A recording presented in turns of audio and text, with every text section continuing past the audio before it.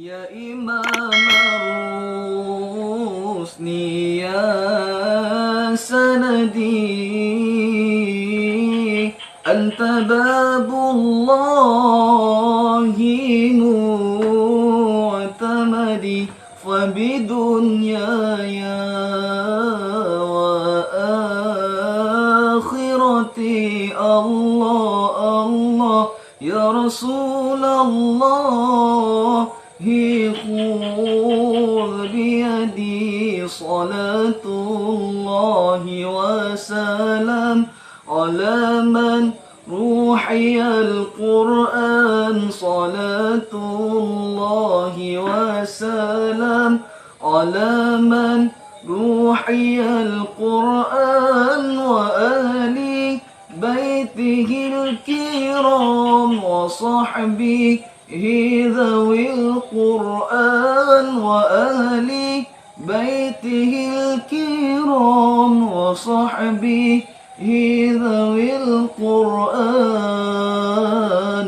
اللهم صل على محمد يا رب صل عليه وسلم اللهم صل على محمد يا ربي صل عليه وسلم محمد رسول الله محمد حبيب الله محمد نبي الله محمد صفي الله هو آمن مأمون حامد محمود شاهد مشهود ناصر منصور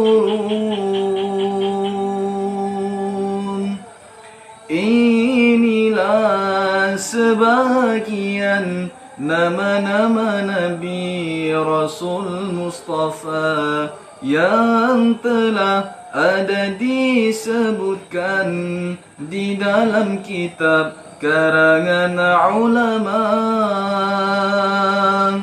Duhai insan, janganlah lupa kita sebagai umat Rasulullah, kehidupan kita tak akan mulia bila tiada perjuangan Rasulullah.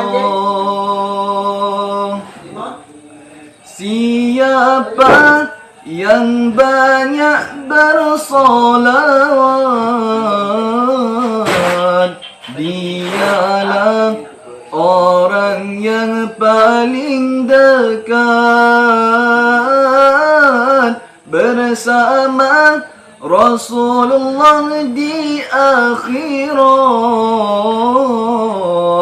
Dialah yang dapatkan syafaat.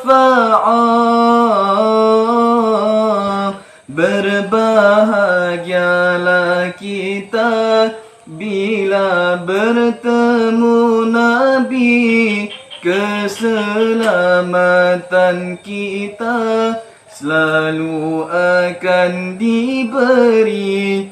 Berbahagialah kita bila bertemu Nabi, keselamatan kita selalu akan diberi. Muhammadur Rasulullah Muhammadun